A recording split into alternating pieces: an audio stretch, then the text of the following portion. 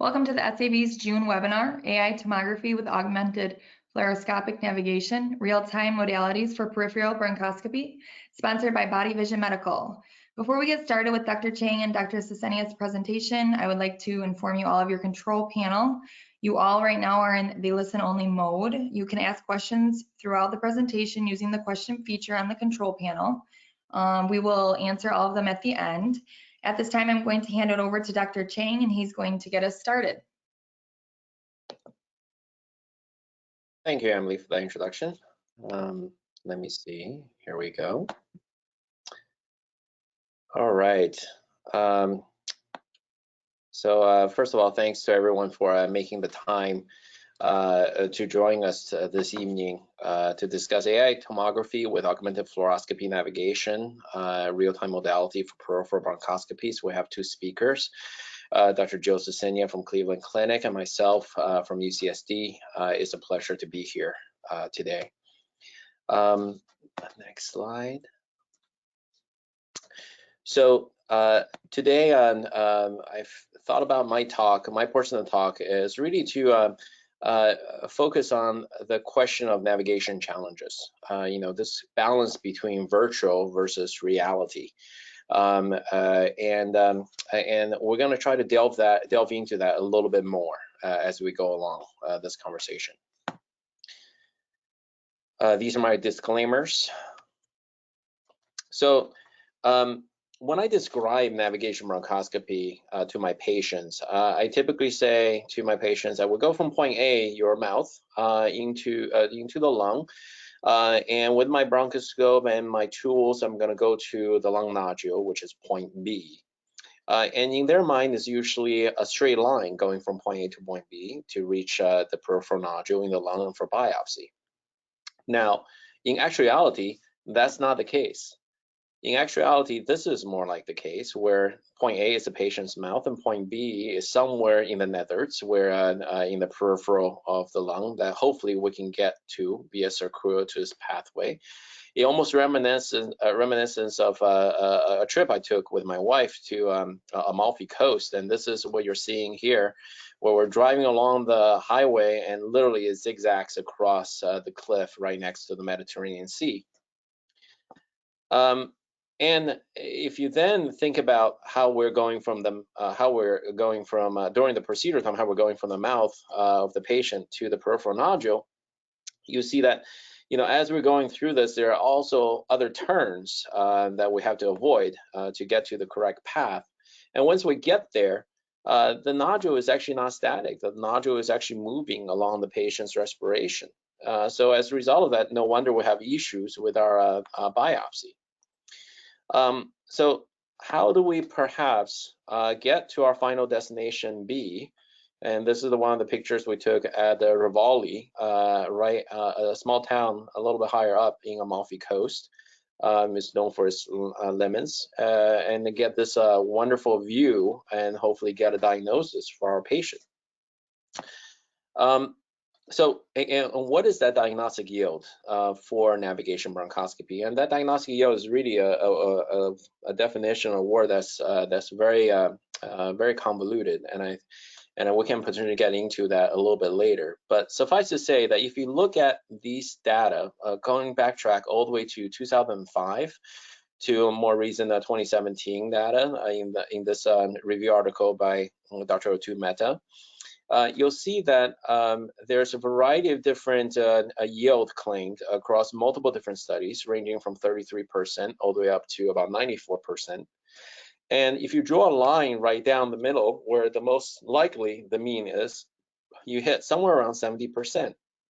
And keep in mind, the technology of navigation bronchoscopy has been evolving throughout this time as well. So it's not as if to claim that the system that was presented in 2005 is better than the system that's in 2017, and really the system has evolved across that 12 years.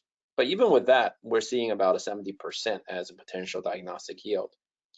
So how good are we? And if you do a back of the napkin type of calculations, let's just assume that we are 80% of the time we're there at the lesion.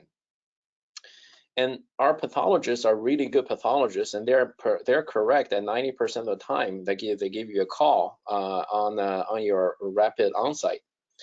Then effectively, you're looking at a multiplier of about 72% diagnostic yield at the time of biopsy. And interestingly, this was panned out by Dr. Eric Folk's study, a multi-center Navigate study to look at how the navigation bronchoscopy is doing in terms of 12-month diagnostic yield. And this is after following the lesions after biopsy for 12 months, especially the ones that are negative, and looking at whether at the end of the 12 months, if those nodules have revealed to be a true negative or false negatives. And the diagnostic yield in this case is around 73%, 72.9, 73%.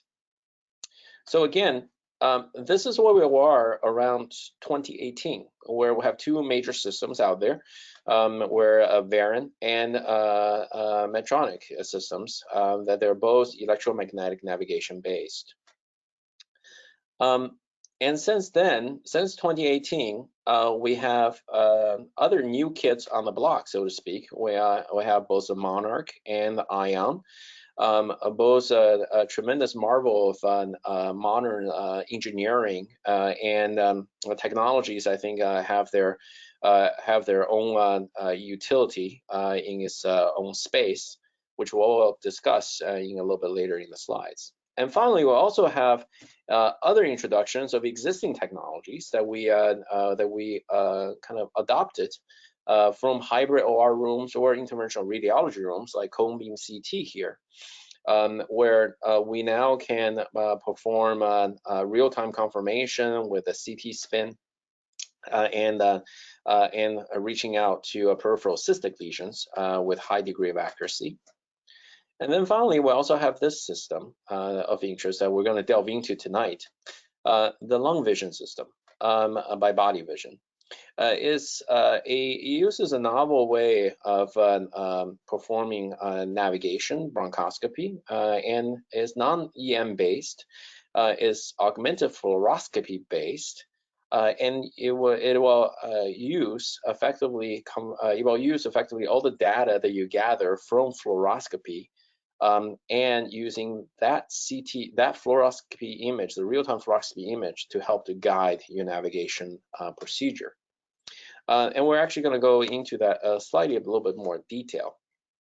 So if you were to take a step back and kind of consider the current landscape of navigation space and real-time imaging space, the system that are listed below here is EM based, which is really the way that they perform navigation. And the electromagnetic navigation based systems are Super Dimension, Varian, and Monarch systems. And there's a newer shape sensing based Ion system, the Ion robotic system. And then there's the fluoroscopy AI based system, which is the Longvision. And within this real-time imaging space, we have Radio EBIS, which we trust from all the years of experience that we have with it since the early 90s, and FluoroNav system by Super D, and Longvision and Conebeam CT. And the reason I separated the groups is that I think that with the use of Longvision, you'll see that the system can provide you images that are almost close to Conebeam CT quality images. And to consider building a case for this system is that if you think about an ideal navigation system, you could potentially inquire about three things. One, does it provide the capability of navigation? Two, does it provide a real-time confirmation?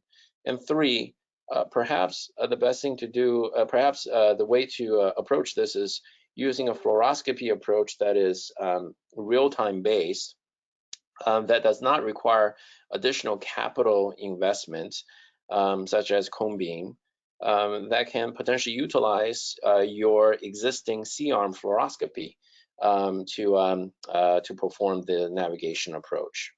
And then, of course, I'm putting a long arrow to this question of enabling therapeutics down the line, because that's still remaining to be seen. So really, one major thing that we have to think about this. Yes, long vision is a navigation platform, or rather a peripheral nodule access platform. But truly, you should consider it as an imaging solution in your bronch suite, because you can now, for the first time, in my opinion, can take a fluoroscopy system and provide volumetric images using tomosynthesis and high quality tomosynthesis that allows you to get near CT quality images and to enabling real-time confirmation. I think this is a big area of focus and an area of need that we should consider. And why do we focus on this idea of real-time imaging and real-time confirmation using systems that potentially give us the location of the nodule in the at the time of procedure? And that's because these three problems that we deal with. And really, first problem is CT2 body divergence. Second problem is tool in catheter deflection issue. And the third problem is real-time confirmation of tool in lesion. So, and we should take that in each one of these problems in detail. If you look at the CT2 body divergence, what exactly is it? It's a term that really came to more recognition in the past 5 years, I would say, even though it's been recognized, even though it's been discussed in the field for a long time beforehand, but really truly widely recognized in the past 5 years. The divergence is defined by the divergence between the data obtained preoperatively by CT scan and the data obtained during bronchoscopy. And the difference between the two is called the CT2 body divergence. And what contributes to CT2 body divergence? Well, really is the lung volume at the CT scan at the time of the CT scan compared to the lung volume of the patient at the time of the procedure that was performed. And often, when the patient is undergoing a preoperative CT, the CT is done in a full inspiration. And then the patient comes to the bronch suite and gets anesthetized, paralyzed, intubated, and as a result of that, we are expecting in those patient population to have some atelectasis at the basis. And because of all of these conditions and the position of the body and position of the arms, all of that changes and factors into the lung volume at the time of the procedure to be dynamically different than the lung volume at the CT scan pre-op. And this is inherent to navigation systems, to all navigation systems, due to the static nature of the CT scan and the static nature of the lung and the dynamic nature of the lung and the operative environment. So take this back to the basics. We all know this lung volume curve. And I claim that most of our patients preoperative CT scan was performed at the lung volume of TLC. Whereas the procedure, we aim to potentially perform the procedure at more the tidal volume. Whereas if we have a patient is really is intubated, paralyzed, sedated with an ET tube, and you put a bronchoscope into the ET tube, narrowing the lumen of the ET tube that's reserved for ventilation, you're really looking at a lung volume that's potentially within the ERV range. And this delta between the two is CT2 body divergence. And this is further recognized by this article by Dr. Pritchett, where he used Longvision system and examined that in about 51 patients and confirmed localization using Conebeam CT. And you can see that we're using the Longvision system to navigate out to the periphery, and then subsequently performing a Conebeam CT to identify whether the nodule, whether the catheter is at the location of the nodule. It was able to achieve about a 96.1% of accuracy at the location, confirmed by the CT scan. When you now goes to diagnostic yield, you see that the diagnostic yield that he get at the day of the procedure, not at 1 year, at the day of the procedure is around 78.4%, much higher than the prior 72% that we talked about. The median diameter of the lesion is 18 millimeters, which is less than 2 centimeters that we speak about. So this is truly lung nodules of a small diameter, small lesions. Of note, the diagnostic accuracy assessed at 12-month follow-up is around 88.2%. Because of the design of the study, he was able to, Dr. Pritchard was able to actually measure the CT2 body divergence using intraprocedural Conebeam scan and compared to pre-procedural CT scans. And he was able to assess about an average of 14.5 millimeter difference between the two. And that 14.5 millimeter, if you think about how much would that 14.5 millimeter is, really is related to your medium diameter that you're looking at is 18 millimeter nodules that you're going after. So if your target is 18 millimeters and you have a potential divergence of 14.5 millimeters, you're close to around 75% off from the nodule. So this is something that's of high importance for us to recognize and to address during the procedure time when we're actually performing these procedures.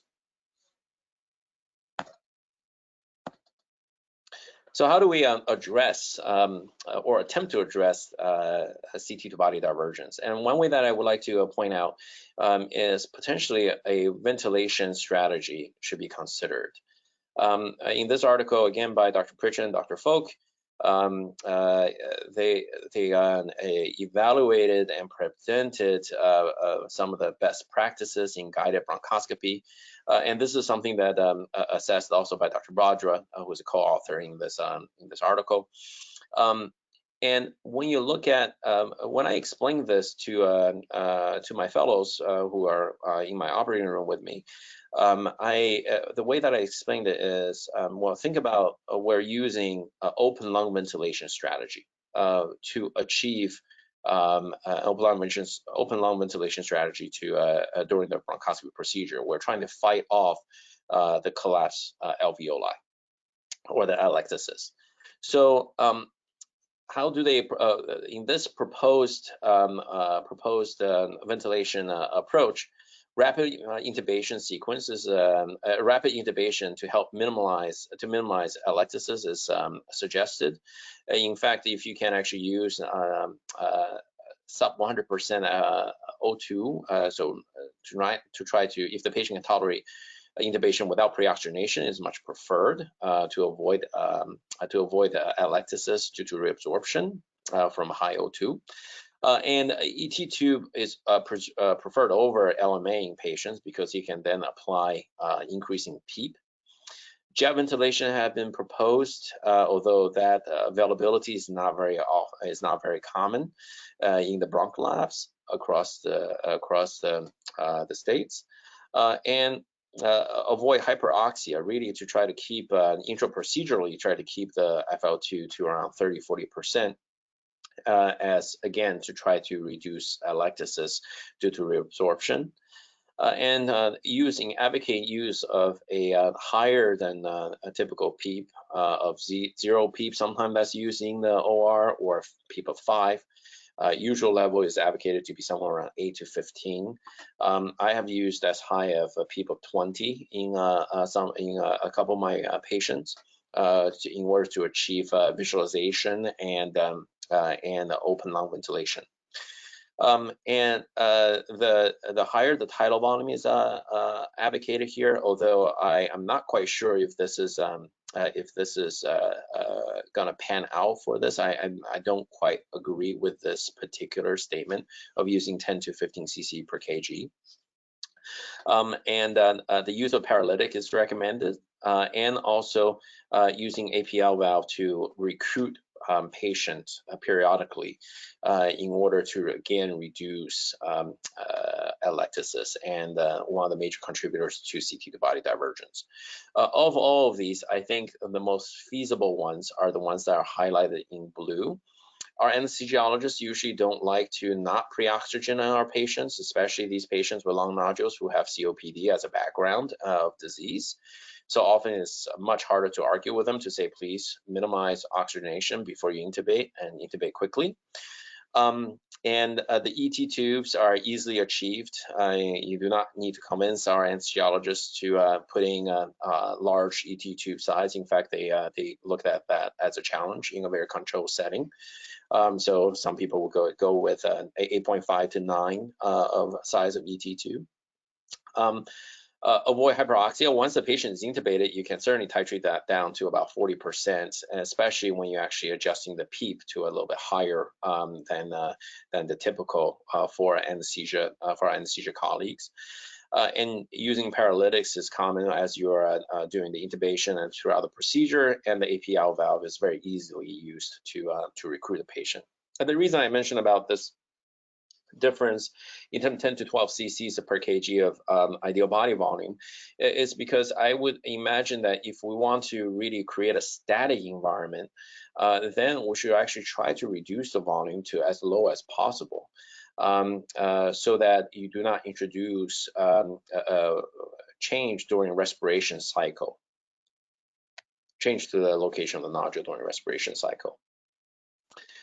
So problem number 2 is this problem of two-in catheter deflection. As you can see that this is a forceps that is fed through an extended working channel or a plastic catheter, and then here is the catheter alone. And this type of two-in catheter deflection has been well recognized in this article by Dr. Pickering and Dr. Ash Sakdeva. The group showed eloquently in this fluoroscopy image that here's a catheter without a tube, and here's a catheter with radial EBIS, and here's a catheter with forceps. They seem to take the same shape and same curvature, including a gene cut tool. But however, once you start then going to needles, forceps, you can see that these two and catheter are starting to deflect from the actual target of the nodule, which is located here.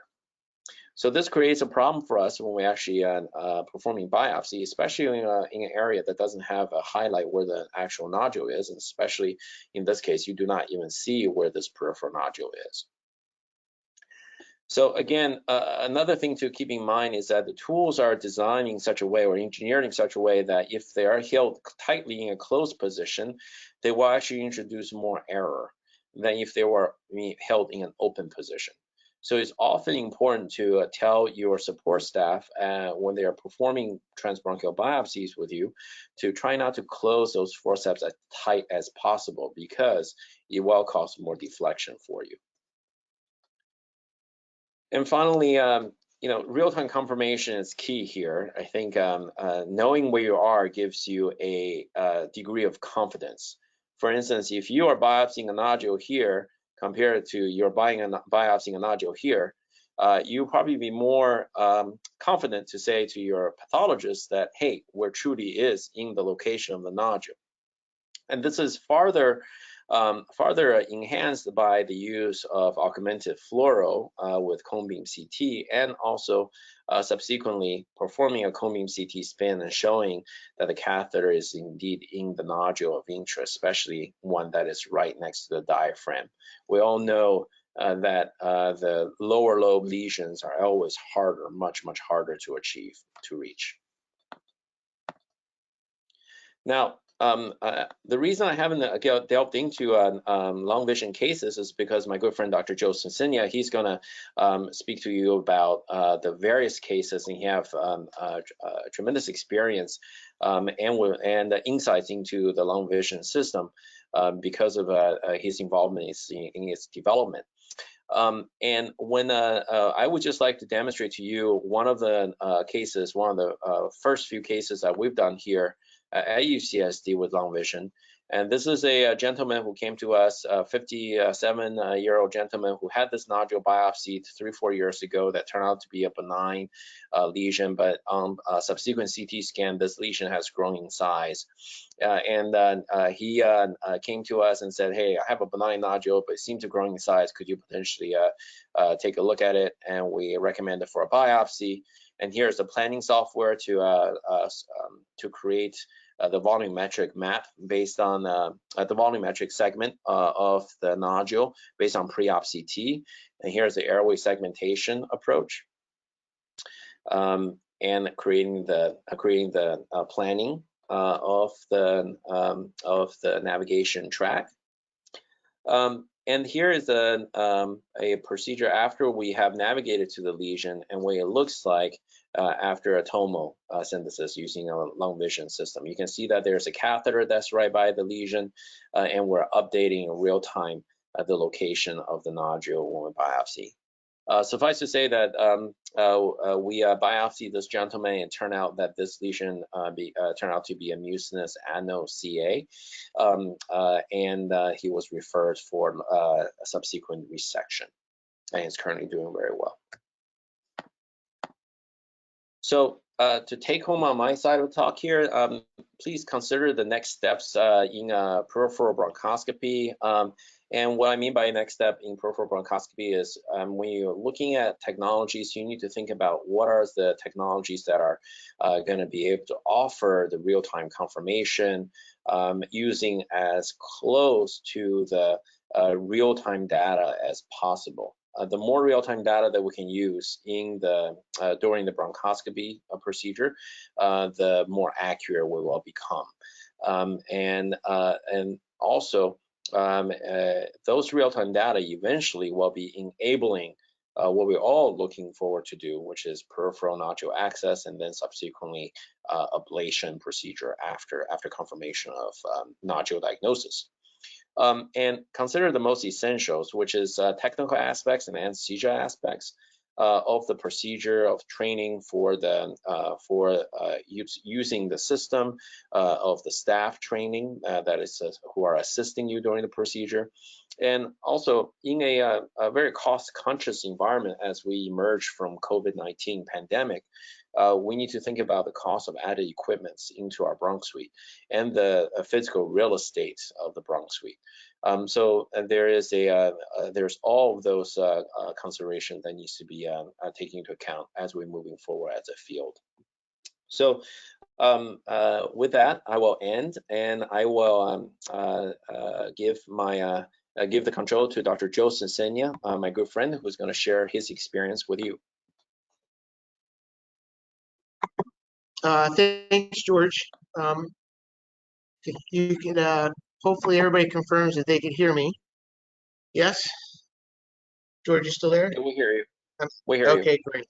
So hey everybody, thanks for having me here. I had a little bit of a family emergency, which resulted in my Wi-Fi venue having to change. So hopefully it'll be strong and substantial as we go through this. So George, that was a really great, I think, overview that kind of leads into the technology. Did a really great job with that. And I think that anybody who's kind of chased nodules for a living understands the things that you brought up very, very well, because they've experienced it every day.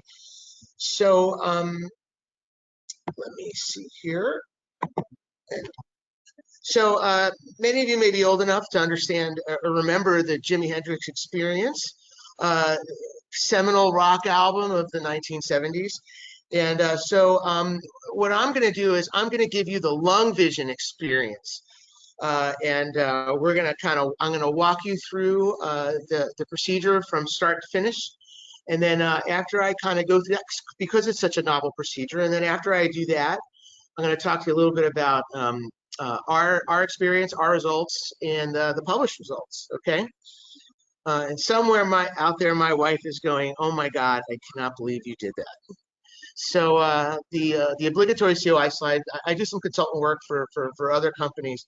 As far as Body Vision goes, I've only taken research funding for them. I don't do any other kind of consultant work for them at all. And so really no No COI really here to report. So George kind of spoke about these nodule biopsy challenges that we have, but I'm going to be here over the next 20 or 25 minutes to kind of show you how Longvision addresses all of these, how Longvision strives to overcome CT to body divergence. I'll show you about how it achieves real-time confirmation of tool and lesion, which George alluded to a little bit in his videos. I'm going to talk a little bit about manageable cost of added equipment that you might or might not need for the procedure. And I think what's becoming really, really important in the Bronch suite is to keep the space footprint low. As we have more and more technologies, these technologies take up space, and before you know it, your cramped bronchoscopy suite is even more cramped. Where do you store things?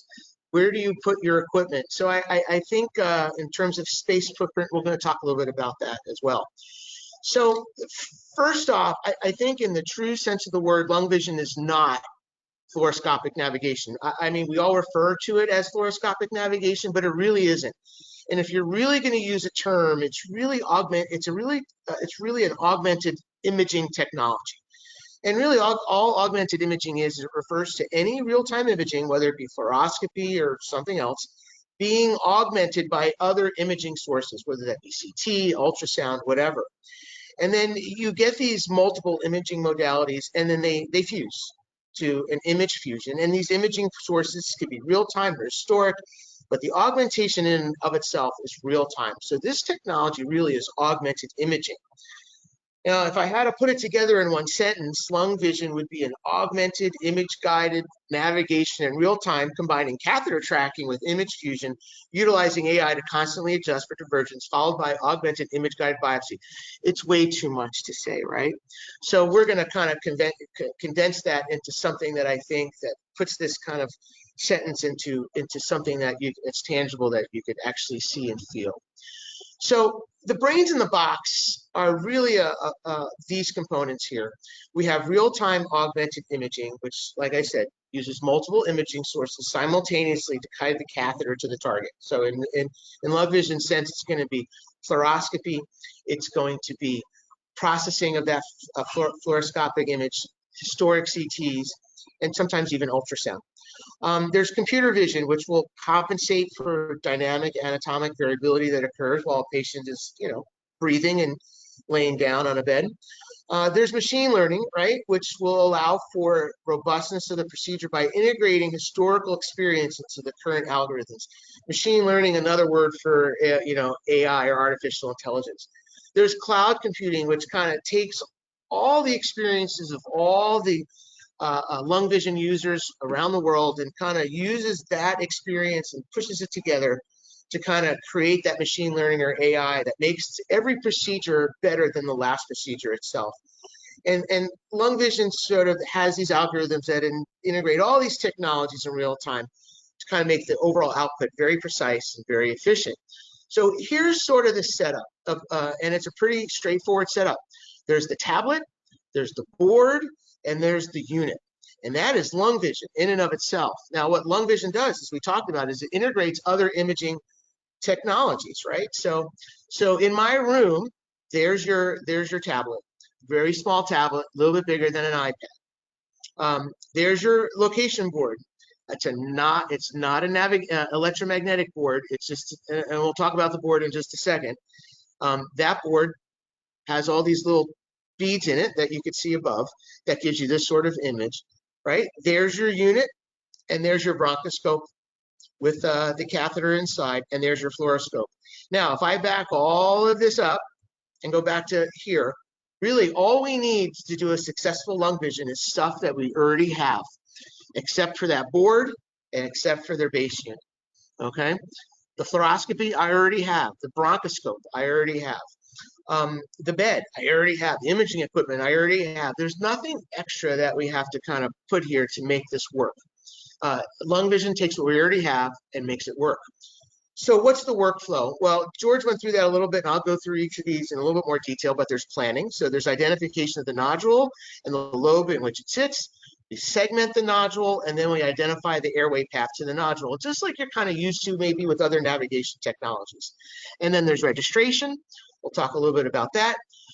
In parentheses here, I'm writing the low dose. You'll see low dose, high dose. This is the fluoroscope and how it works, because there's been some concern about radiation dose, and we'll talk about that a little bit later. But registration is very, very simple. We image the rib borders in 3 planes. We image the main carina, and we image the nodule. It takes all of about 5 to 10 minutes to do. And then there's the procedure, which is a navigation procedure done under regular low-dose fluoroscopy.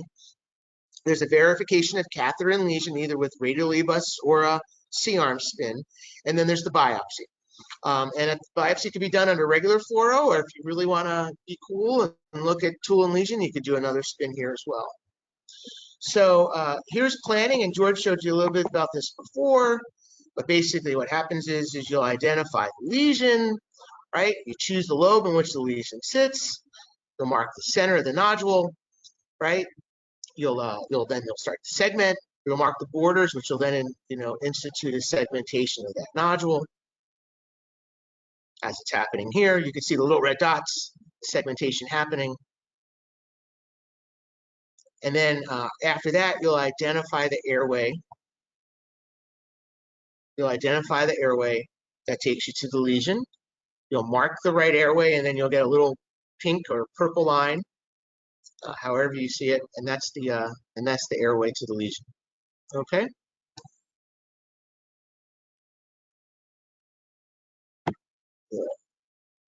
Stuck here. Not advancing.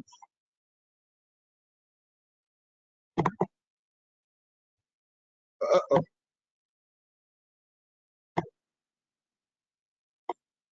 I think we lost me here for a second. I'll come right back up.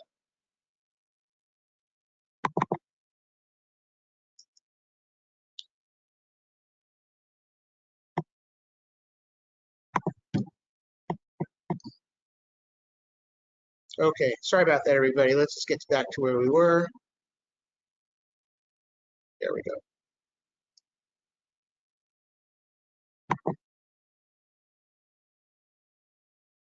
Okay, good. This is the main carina registration. And you can see I basically find the main carina on my CT scan. And then after a spin, I drag and mark the carina on my CABT.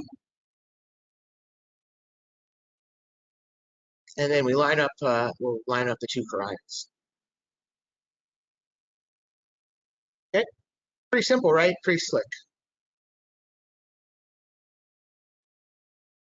And then we register at the nodule. Again, I line up to where the nodule is. I do a spin, and then I set the exact center of the nodule on the CABT that I do on the planning CT.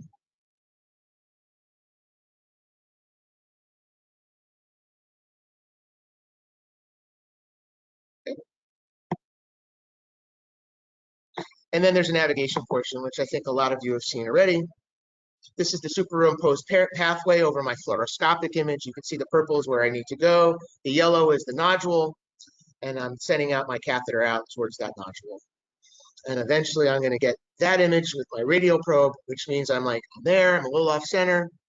But what I'll do at this point is I'll do a spin with my catheter out, and I'll see how that catheter articulates with the nodule. George showed you a little bit about this before. And then if I want, I could get a recon here, which burns away the rest of the lung. And then I can spin it however I want. I can see how the catheter articulates with the nodule. And then from there, we just do our biopsies. And again, all done under fluoroscopy. The yellow is where the nodule is, so I can actually guide my biopsy tool right to exactly where I need to go, whether it be a forceps, needle, or whatever. So now that you've seen that, that's great. But where's the data, right? And this is what the Ivory Tower always asks. It's a great looking technology. It's got really amazing user interfaces, all these bells and whistles, but where's the data? So, there is data.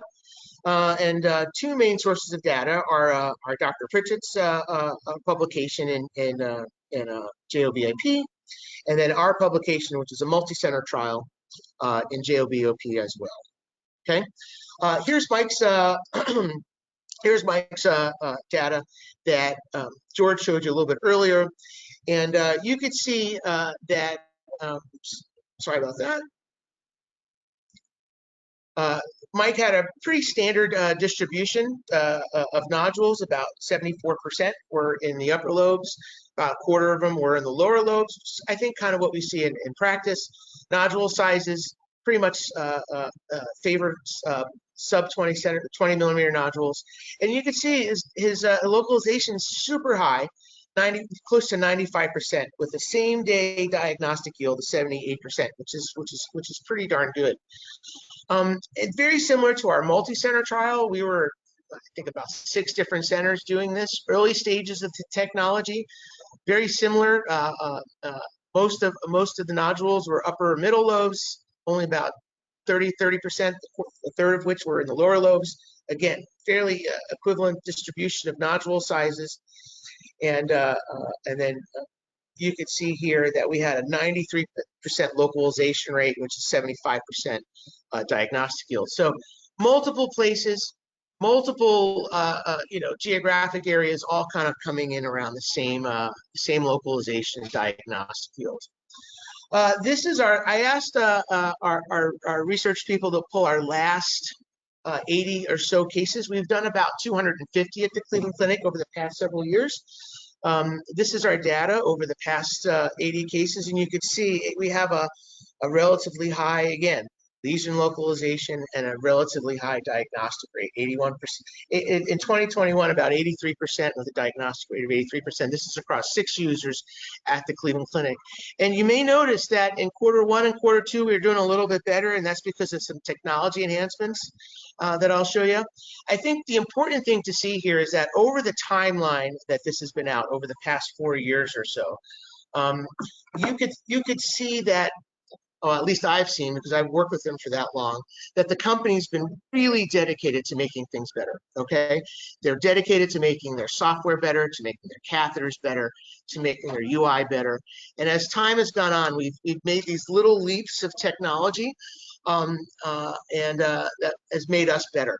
And starting in late 2020, early 2021, their CABT really kind of took a step up and turned into AI tomography. And these images that we're going to be getting now are basically the same images that you're getting during a Conebeam CT. That's how good the images are. And this comes only off of your C-arm. So this is C-arm image capture with Conebeam CT type of quality. So if you look at, and I'll talk about some of these new enhancements in just a second, but if you look at the other aspects of the procedure that people ask about, whether it be the multi-center trial, Pritchard's trial, or our own last 80 cases at Cleveland Clinic, roughly about 50 minutes to navigation. So you're talking registration, navigation, biopsy, roughly around 50 minutes. The radiation dose people ask a lot about because we're using a lot of fluoroscopy, well, quote unquote, a lot of fluoroscopy. It's a fluoroscopy-based technology. But if you look at the multi-center trial, it's an average of 9.5 minutes per procedure. 250 milligram was the average. And if you kind of put that into context, cardiac caths are 10 times that.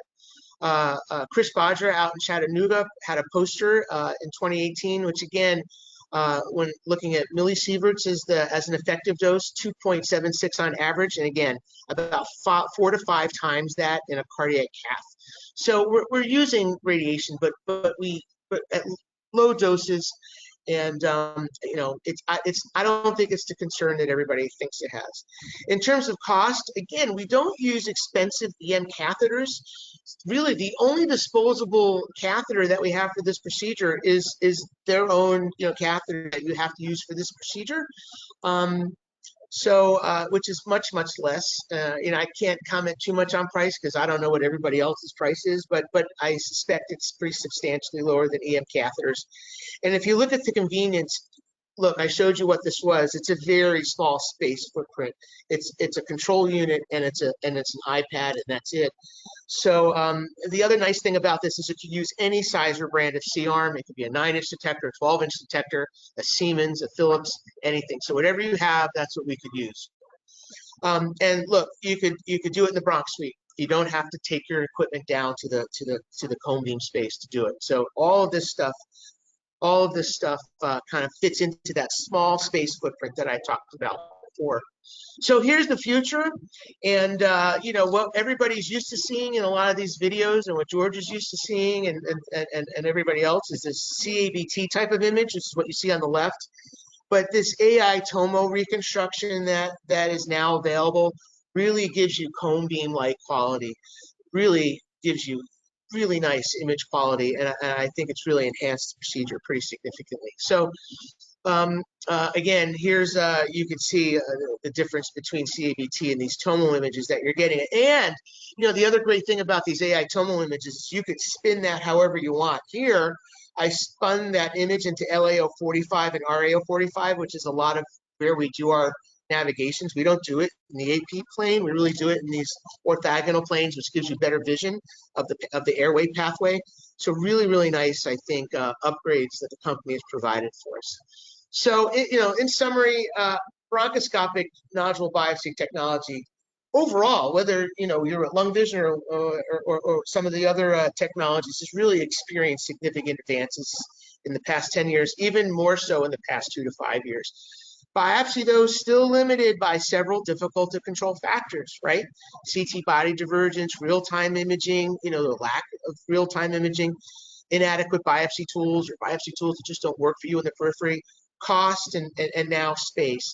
I think Longvision moves away from these traditional navigational platforms, which are embedded in electromagnetic guidance. And they combine features of image-guided navigation with image fusion and real-time imaging, really to kind of provide us some very high-quality localization and biopsy of nodules. And all this is getting better as the AI and the machine learning learns from the cases that we're all doing.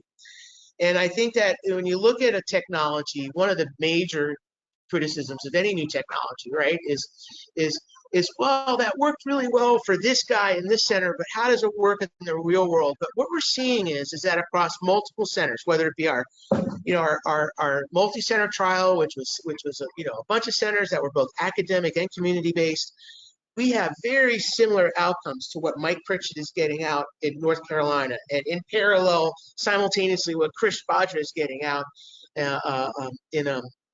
in Chattanooga. So, you know, I think that this is kind of a sustained technology, and I think that's going to be broadly applicable everywhere. So, look, I'll end on this in the few minutes that I have left. Longvision, to me, is Uber.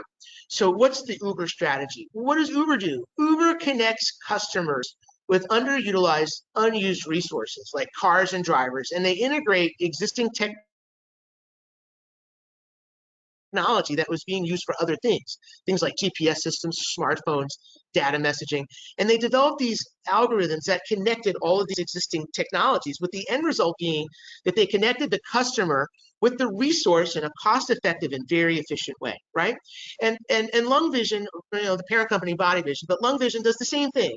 It connects the customer, who's us, with the underutilized equipment, which is CT, fluoroscopy, bronchoscopy, to create a very efficient and cost-effective workflow to get to that nodule. They network this underutilized equipment and tools using advanced software and algorithms, just like Uber does.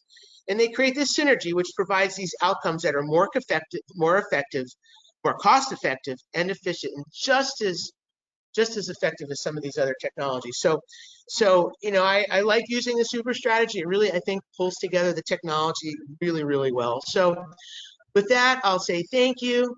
Finally, we're at the end, but just kidding, you know, it's snowing in Ohio. So I'll end there.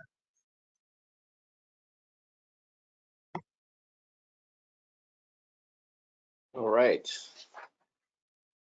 Thank you, Joe. That was a phenomenal talk, and really great to see the AI tomo images. In your opinion, I mean, as a novel user for me, and compared to you who have had already 200 some cases under your belt, in your opinion, how is the workflow? How is the training of your staff of using this new navigation system? If you had another navigation system, is it easy to convert for you? And what did you see some challenges that you had to face? So, we have a lot of navigation technologies at the Cleveland Clinic. We've had a lot of, we have Super D, we have Illumicite, we're about to get a robot. We have this, we do a lot of just plain old, radial probe through a working channel kind of stuff. But I think that as time has come along, that the UX, the user experience, has gotten a lot better. The registration has changed and really kind of streamlined, where we can get registrations done in literally 5 or 10 minutes. And you do your registrations without the scope even in the patient. So the registration is done first, then the scope goes in the patient. And I think training up of the nurses, it's been very easy because the UX is so streamlined and so kind of user friendly and very intuitive. It's hard for me to compare to other technologies because other technologies have been embedded with us for such a long time. But I think that I don't think it's too much of a stretch to kind of easily institute this into your workflows. So I don't think it's I don't think it's hard by any means. Yeah, that's sort of is my experience here in terms of integration and staff training, especially if you're going to be doing cases. I think the cases very frequently or stack cases up. I would totally agree with you. So a question that came through is, can this be used or combined with any other modality systems, like say a simple hybrid scope that you can put through, or a radio EBIS through a hybrid scope? Can the system be integrated with that? Yeah, so I didn't include that for the sake of time, but for instance, Kyle Hogarth has been using his Monarch robot. He's been doing them with this technology. So because they don't have, the robot doesn't have, real-time imaging, right? And he can't get and bring his robot to a Conebeam, his Conebeam center. He basically puts these two things together, and he's been having pretty good success. I've had a few cases where I use my hybrid scope with just tremendous success, especially in places, George, where the plastic catheter just can't kind of get to, or the airway doesn't reach. So so you can just line up your hybrid scope, which is a lot, obviously it's not as flimsy as a plastic catheter. You could line it up just like you would like a robotic scope, and then just send out a needle, straight towards a. I had a really great case last week, and we were so impressed that we forgot to take photos. Otherwise, it would have been a really great case for here. But yeah, you could totally do that. Again, you could integrate whatever kind of imaging or tools that you want into this. That's the flexibility and the versatility of technology. And I don't want to sound like I don't work for the company. I don't want to sound like a salesperson, but it's very easy to incorporate these other technologies into the workflow. Yeah. Do you when you use a system, is there any when you mentioned a couple times about a radiation dose, etc. What's the setting that you use for your C arms? Is there any frames per second that you recommend to use? Is there some recommended standard that we use for this? Yeah. So there's a whole bunch of so what they'll do is they'll get you a bunch of proprietary settings for whatever machine you have, but for the most part, it's low dose, 8 frames per second. The spins are right now high dose spins. From what I understand, the AI Tomos will now be low dose spins, which will decrease radiation exposure even further. So there's all these different image enhancements and certain things that you have to turn on and turn off that are recommended that your local support staff will dial in for you. Yeah. And you know, when you're doing these type of spins, do you have like you know, we see some of these bronch holders, we see companies spring up that talks about bronch holders while we're doing cone beam spins. Do you use a bronch holder for your procedures, or do you feel the need to even require the need to do the bronch to have a bronch holder? Well, my fellow is the bronch holder. We have bronch holders, and you could use a bronch holder with this too. But I don't really see a need for it per se, you know, because, you know, look, the spin is not a cone beam spin. You know, like when you do a cone beam spin, the radiation is so high, you need to kind of step out. Otherwise, you're going to get a massive exposure, right? That's why you need a scope holder for cone beam bronchs. But the radiation dose here is substantially lower than a cone beam spin. So you could stand there and hold it while you do the spin. It's not a problem. It's not a lot of radiation. And you know, with the AI Tomo, and just in terms of Tomo synthesis in general, is that based on a fusion to the prior pre-op CT scan? That's how they do it, or is it based on a live Tomo image and they do some of their AI wizardry? I mean, I don't understand how they can get such clear image. Yeah, it's the algorithm that they're using. I'm not an engineer. I can't tell you. Sometimes they try to explain to me, and I say, please stop. It's just the algorithm that they have. Again, look, I just want to get back to your last point. Remember, 9 minutes average gives you 250 milligray, right? For an average total case. The spin is a 15-second spin, right? So you can imagine the amount of radiation you're getting from a spin. So it's like a fraction of 254. So it's not a lot of radiation exposure to you. And the AI, once the AI Tomo hits, I believe it'll be a low dose spin, so it'll be even less. So the C-arm is basically doing the same exact thing. The detectors are the same detectors that you have in a CT scanner. It's just the CT scanner has more detectors, it moves faster. And there's more radiation because you're looking at the whole lung. Here you're looking at only one area.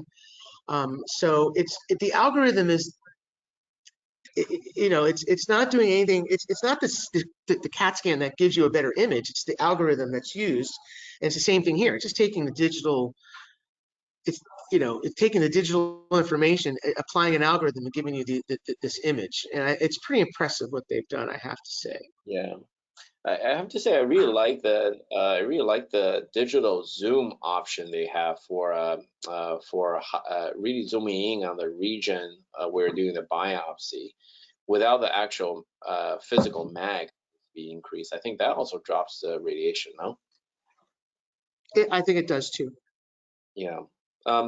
So really, I think you mentioned, Joe, you mentioned a couple of times prior about body visions like Conebeam, and I also made that kind of a claim. I think really, the information, it doesn't give you the same quality of Conebeam CT image. That's not what we're claiming. I think what we're claiming is that it give you that information, the location of the catheter with respect to the actual nodule. I think that is the difference between the two. If you're expecting to see Conebeam-like quality image from body vision, that would not. I don't think we are there. I don't think we are there yet. But the generalized information of the location of the nodule relative to the catheter, at least based on the little experience I have with the system so far, has been phenomenal. Really helping a lot of the to really increase the confidence that you have in terms of, I know I'm at the nodule, I know I'm biopsying it, and whatever you're telling me on the rows, if it's not diagnostic, it's okay because I know I'm there. It almost it gives you such a degree of confidence that it almost reminds me of linear EBIS. You're sampling the lymph node and you're getting rapid onset, and if they don't tell you that you're getting, say, a diagnosis, is okay because I know I'm in the lymph node, you know. Isn't that what you want though, George? You know, you want to be able to make sure that your catheter tool is at the lesion when you're doing that biopsy. Like the ultrasound could go in, but then it comes back out, and then the tool may deflect the catheter substantially. So here, you know, you could always, if you're worried about that, you can always put the tool in, do another spin, make sure the tool is sitting in. We do that a lot too. But I think what we want is to see that articulation. If we have to make any adjustments, we can make adjustments too. And you could look, you could always aim, you could always move that catheter around and aim it at that yellow ball. And that yellow ball is exactly where the nodule is, because you just defined it on the Conebeams on the CABT spin. So. I'm really excited about AI, the AI Tomo component. From your experience with the AI Tomo, can you scroll it in axial, coronal, and sagittal views, or is it still kind of like a spin?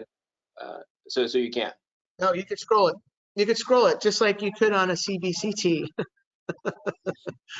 I know you keep saying that you're never going to get to that level, but I think you're going to get to that level. It's the same imaging. I guess I still need to have my system upgraded, I guess. Okay. Very cool. Very cool. All right. Well, I think we're out of time. So thank you, everyone. This is a really interesting and exciting topic for all the nodule hunters out there. And hopefully we demonstrated we showed someone, show the audience a technology that's a new kid on the block and really providing an alternative for people to use in their procedures. Thank you, guys. Thanks, everyone.